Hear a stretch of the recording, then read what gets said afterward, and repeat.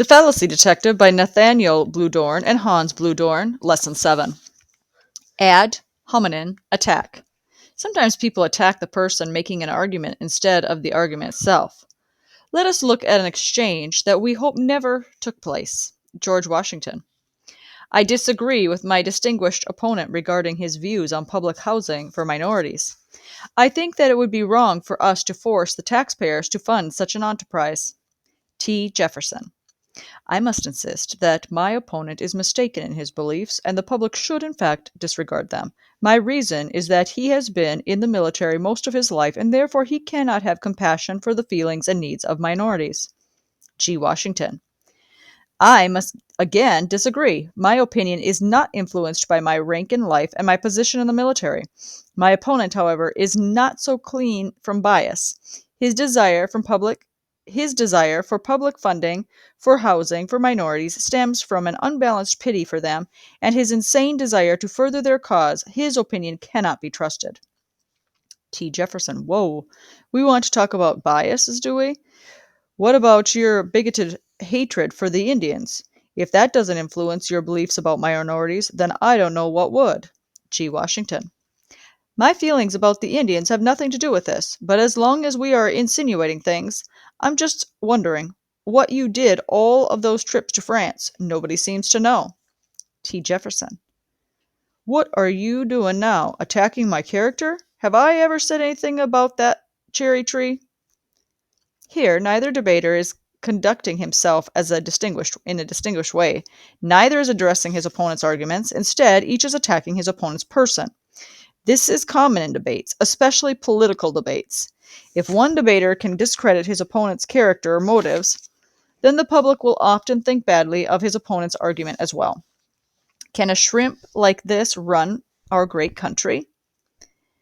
An ad hominem attack is attacking an opponent's character or his motives for believing something instead of disproving his argument.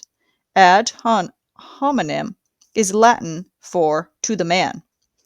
Jenny, my uncle says that all murderers should be put to death because then nobody would want to murder anybody anymore. Sylvia, wasn't your uncle in jail once? I didn't think that we can trust the opinion of someone who was once a criminal.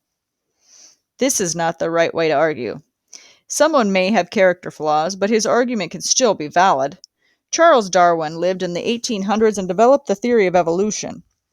At the time, many people thought his idea that humans descended from apes was ridiculous. However, Darwin also studied earthworms.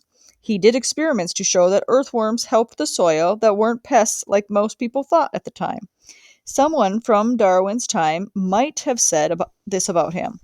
We shouldn't believe Darwin when he says earthworms are good. He also believes that monkeys can turn into men. This would be an irrelevant argument.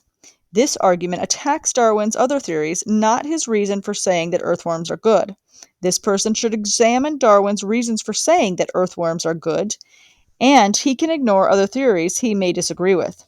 Ad hominem also occurs when someone accuses his opponent of having bad motives. Jenny, my uncle says that Robert E. Lee was a good, honest man. Sylvia, doesn't your uncle come from Alabama? That's in the South. I don't think we need to give much weight to your uncle's arguments. If he is from the South, he's obviously biased. Jenny's uncle may be biased, but Sylvia shouldn't totally disregard his opinion because of that.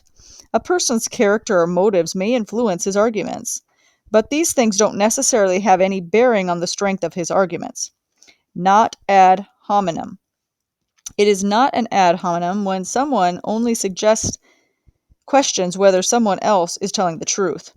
I don't think we can trust Mr. Smith when he says that he was nowhere near the scene of the crime.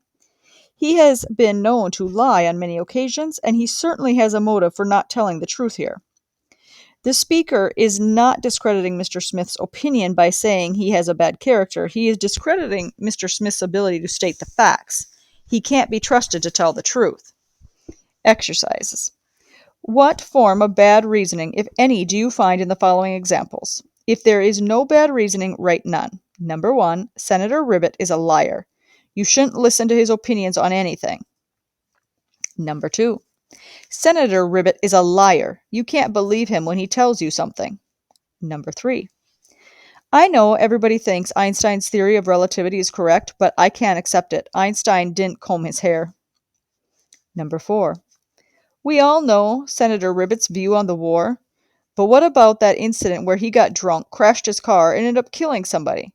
In light of that, how can we listen to his views? Number 5. I never met a man I didn't like. Number 6. Mr. Jones has some good sounding ideas. His idea of reducing costs while increasing output sounds promising. However, did you know that Mr. Jones was an alcoholic before he came to work with us? Number 7. Mom, did you take out the trash, Bert? Bert, why are you always suspecting me of things? Number 8. Mrs. A. I'm going through a logic book with my kids. It's called The Fallacy Detective. I really like it. Mrs. B. The authors of that book are just a couple of homeschoolers. What do they know about logic? Number 9. Distinguished Senator A. I am in favor of the federal government building a dam over the Wachikahatchee River. I think it would help agricultural in the region, which would benefit this country's economy greatly.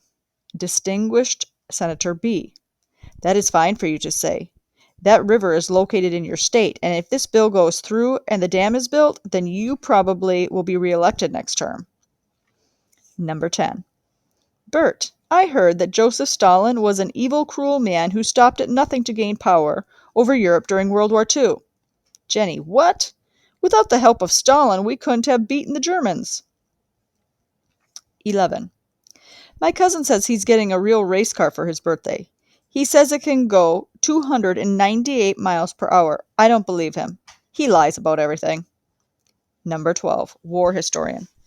During World War II, the Nazis used torture, such as beating and electric shocks, to get members of the French resistance to divulge how they planned to attack the Germans.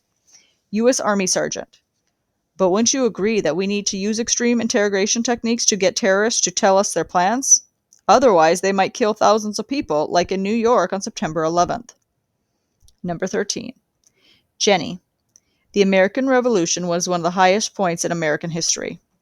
During that time period, great strides were taken in the development of a just government. Clyde. Nah, it wasn't. I heard George Washington owned slaves.